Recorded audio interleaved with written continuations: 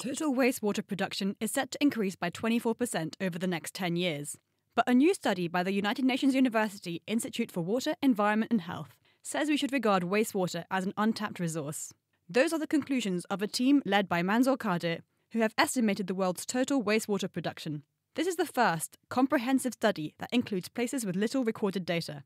More importantly, they found that the energy stored in the water could power the equivalent of every single household in the US and Mexico and replace 13% of fertilizer requirements. I'm Melanie Jansing, and I spoke with Manzoor about these results. Currently, large volumes of wastewater still go to the environment in untreated forms. Considering these aspects, we did a comprehensive assessment of the global potential of wastewater.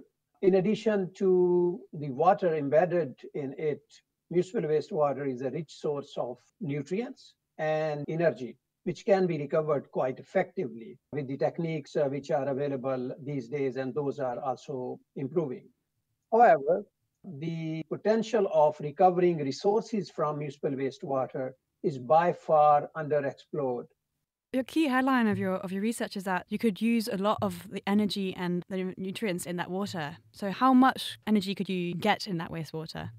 The energy embedded in wastewater would be enough to provide electricity to about 6 or 7% of the global population. Wastewater is a rich source of organic matter, and thus it is a carrier of chemical energy. The organic compounds present in wastewater can be converted into methane-rich biogas via a technology which is called anaerobic digestion.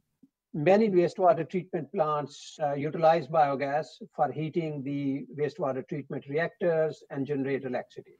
Is there anything that you found through doing this global study that you didn't see coming and that particularly surprised you?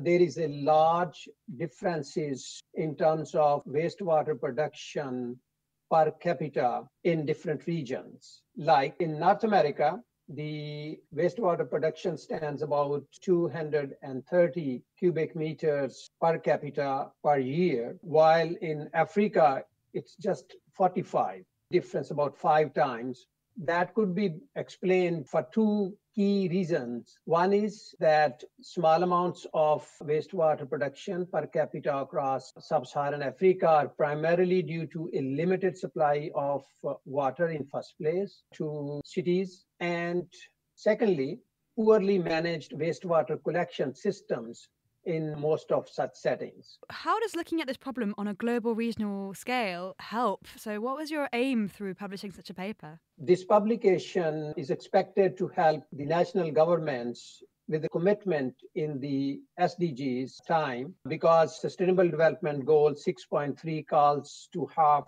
the proportion of untreated wastewater substantially and increasing recycling and safe reuse globally by the year 2030. Wouldn't building lots of plants, wastewater treatment plants, require a lot of energy themselves too? So would it be worth it? We don't see there is some other way out, because if we continue to dump untreated wastewater to the environment, we will continue having more and more issues with environmental degradation and health impacts.